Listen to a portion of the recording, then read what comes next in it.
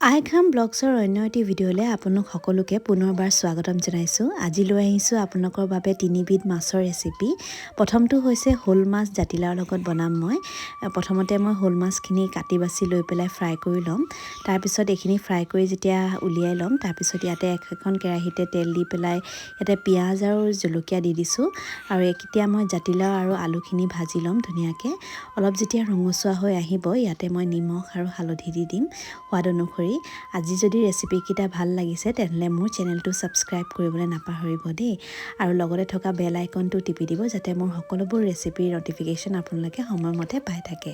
আৰু এতিয়া ইয়াতে মই বিলাহী আৰু নহৰু আদা দি দিছোঁ। এইখিনি ভালদৰে ভজা হৈ যোৱাৰ পাছত এইখিনি দেখিছে নহয়, জাতিলাওখিনিও আধা সিজা হৈ গৈছে। এতিয়া জোখমতে মই পানী দি দিম, আৰু ইয়াত যেতিয়া উতল আহি যাব ইয়াত মই মাছ কেইপিচ দি দিম। অলপ সময় সিজাই ল'লোঁ ঢাকনা মাৰি পেলাই। তাৰপিছত ইয়াত মই মাছকেইটা দি দিম আৰু এইখন ৰেচিপি ৰেডি হৈ যাব। শেষত মই অকণমান ধনিয়া পাত কাটি দিছিলোঁ যাতে গোন্ধটো অকণমান ধুনীয়া আহে, আৰু ৰেচিপিখন খাই বিৰাটেই ভাল লাগিছিলে। মাছৰ জোলকণ বিৰাট সোৱাদ হৈছিলে। ভাতৰ লগত পৰিৱেশন কৰিছিলোঁ, লগত এখন ভাজি বনাইছিলোঁ। এয়া হৈছে কাচকল আলু ভাজি আৰু ভাত পৰিৱেশন কৰি দেখুৱালোঁ। ৰেচিপিটো কেনেকুৱা লাগিছে জনাবলৈ নাপাহৰিব। ছেকেণ্ডটো ৰেচিপি হৈছে শিঙি মাছ বনাম মই মচুন্দৰীৰ সৈতে। আপোনালোকে শিঙি মাছ মচুন্দৰীৰ সৈতে খাইছে নাই জনাবচোন দেই, কিয়নো খাই নাপাব। প্ৰতিজন অসমীয়াইতো মচুন্দৰী চিনিয়ে পায় আৰু সকলোৱে খাইছেই চাগে, কিন্তু সকলোৰে বনোৱা পদ্ধতিটো বেলেগ বেলেগ হয়। সেইবাবে মই মোৰ ৰেচিপিটো দেখুৱাইছোঁ আপোনালোকক। প্ৰথমতে মই আলু কেইডোখৰ বইল কৰি ল'ম এনেকৈ কাটি পেলাই। তাৰপিছত মাছ কেইপিচ ফ্ৰাই কৰাৰ পিছত একেখন কেৰাহীতে মই তেল দি পেলাই ইয়াতে পিঁয়াজ মই ভাজি ল'ম। ইয়াত নহৰু আদা দি দিছোঁ, আৰু ইয়াতে যেতিয়া নহৰু আদাখিনি ভাজ খাই যাব ইয়াত মই জোখমতে বিলাহী দি দিছোঁ। জোখমতে বিলাহী এটাই দিছোঁ মই, কাৰণ মচুন্দৰীত অলৰেডি টেঙা থাকেই, সেইকাৰণে মই বেছি টেঙা কৰা নাই। বিলাহী নিদিবও পাৰে যদি অলপ আপোনালোকে কম টেঙা বিচাৰে। মই অকণমান টেঙেচিকৈ বনাম বুলি ভাবিছোঁ, সেইকাৰণে মই বিলাহী এটা দি দিছোঁ। এতিয়া ইয়াত মই বইল কৰি থোৱা আলু আৰু মচুন্দৰীখিনি দি পেলাই অলপ সময় ভাজি থাকিম।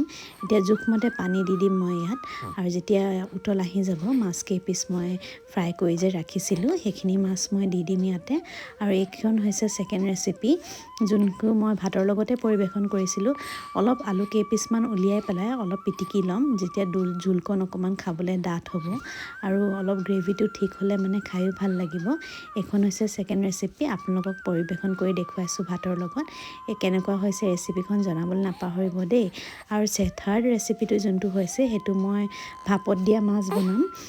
সৰু মাছ হয় সেইখিনি, মোৱা মাছ হয়। সৰিয়হ, ক'লা সৰিয়হ আৰু বগা সৰিয়হ আৰু নহৰু, জলকীয়া, নিমখ, হালধি, জলকীয়া গুড়ি অকণমান দি পেলাই এইখিনি মই পিচি ল'লোঁ গোটেইখিনি। এতিয়া এটা টিফিন বাতিত মই মাছকেইখিনি লৈ লৈছোঁ, আৰু ইয়াতে মই যোনখিনি পিচি লৈছিলোঁ যে পেষ্টটো সেইটো দি দিলোঁ, আৰু বিলাহী দি দিছোঁ। এইখিনি মই গোটেইখিনি ভালদৰে মিক্স কৰাৰ পিছত ইয়াতে অকণমান জলকীয়া দি দিছোঁ, আপোনালোকে নিদিলেও নাই। ইয়াত ধনিয়া পাত দি পেলাই মই এইখিনি ভাপত দি দিম। অকণমান মিঠাতেল দি দিছোঁ ওপৰৰ পৰা, আৰু এইখিনি ভাপত দি দিলেই ৰেডি হৈ যাব ভাপত দিয়া মাছ। আজি ৰেচিপিকেইটা কেনেকুৱা লাগিলে আপোনালোকে কমেণ্ট ছেকশ্যনত জনাব, আৰু তিনিটা ৰেচিপিৰ ভিতৰত কোনটো ৰেচিপি আপোনালোকৰ প্ৰিয় সেইটো মোক জনাব। আৰু যদি আপোনালোকে তিনিটা ৰেচিপিৰ ভিতৰত যিকোনো এটা ৰেচিপি ট্ৰাই কৰে মোক কিন্তু কমেণ্ট ছেকশ্যন জনাবলৈ নাপাহৰিব দেই। আজিলৈ আহিছোঁ, ভালে থাকিব সকলোৱে আৰু ভালকৈ খাব, বাই।